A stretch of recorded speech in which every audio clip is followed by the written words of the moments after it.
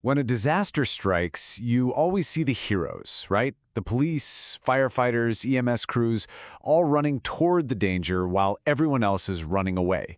Their courage is just undeniable. But what happens when that courage isn't enough? What happens when the very system they rely on is broken? This quote, it just perfectly captures the chaos of September 11th. You had all these agencies there, ready to do anything to help, but because of failing communication and radios that couldn't talk to each other, they might as well have been on different planets.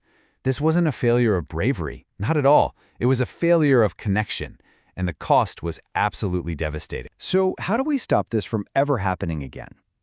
Well, it really all comes down to one core concept: public safety integration. Now, what's really important here, the key word you have to catch, is before. See, true integration isn't something you try to figure out in the middle of a crisis. The best way to think about it is like a spider web. A single thread, it's weak.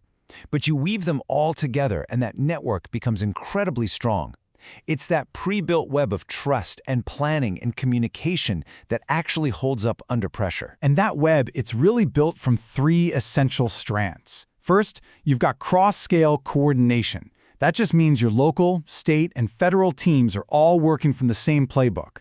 Second is stakeholder engagement. This is huge. It's about bringing in hospitals, private businesses, utilities, all the other critical pieces. And third, community involvement, which means turning everyday people into part of the solution, not just victims.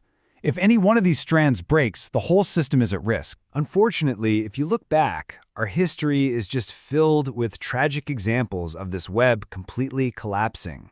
And these disasters, they aren't just stories from the past.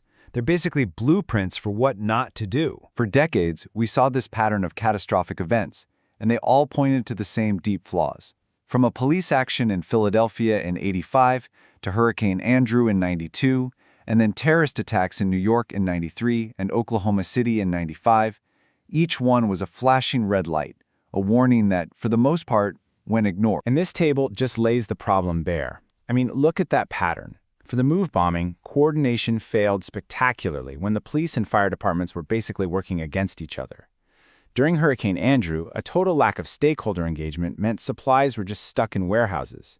And in the '93 bombing, no plan for community evacuation created absolute chaos. The same thread snapped every single time.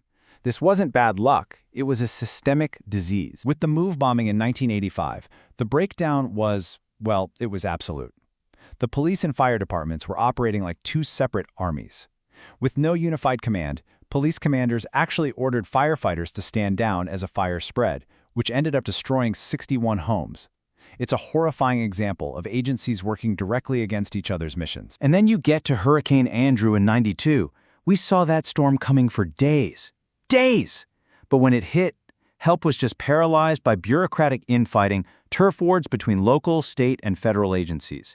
The resources were there, but they couldn't get to the people who were desperately crying out for them. Then came the 1993 World Trade Center bombing. This event exposed every single critical flaw we've been talking about. Incompatible radios, no central command, chaotic evacuations. Looking back, it was a terrifying dress rehearsal for a much, much larger tragedy. It was a crystal clear warning of the catastrophe that was to come. Which, of course, brings us back to 9/11. And here's the thing, this wasn't some new kind of failure. Nope, it was the devastating, tragic culmination of every lesson we had failed to learn from all the tragedies that came before. And when you put these two events side by side, the parallels are, honestly, they're just chilling.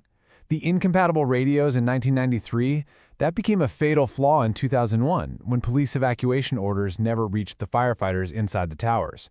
That lack of a unified command in '93, that morphed into competing command posts in '01, causing total confusion.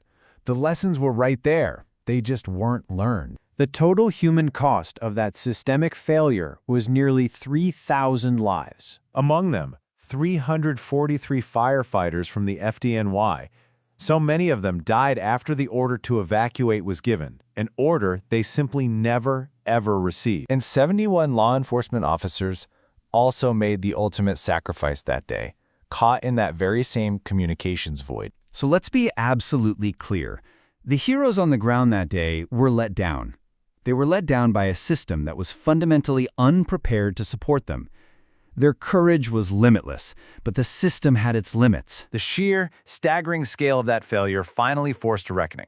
Out of the wreckage of these tragedies came this desperate nationwide push to rebuild the entire system of public safety from the ground up. And these lessons, they were written in blood. They led to a complete overhaul. To fix that fragmented command we saw in Philly and on 9/11, the Incident Command System, or ICS, became the national standard. The idea? One person is in charge. To solve that radio crisis, a massive push for interoperable communications began, so a firefighter can actually hear an order from a police chief. And to break down those silos between agencies, the Department of Homeland Security was created to force federal, state, and local partners to finally plan and train together. These weren't just new acronyms. They were direct answers to the failures that cost thousands of lives. And that really brings us to the hard truth about public safety integration. It's the invisible, thankless work of planning and training and building relationships. You never see it on the news when it succeeds because, well, success just means the crisis was managed smoothly.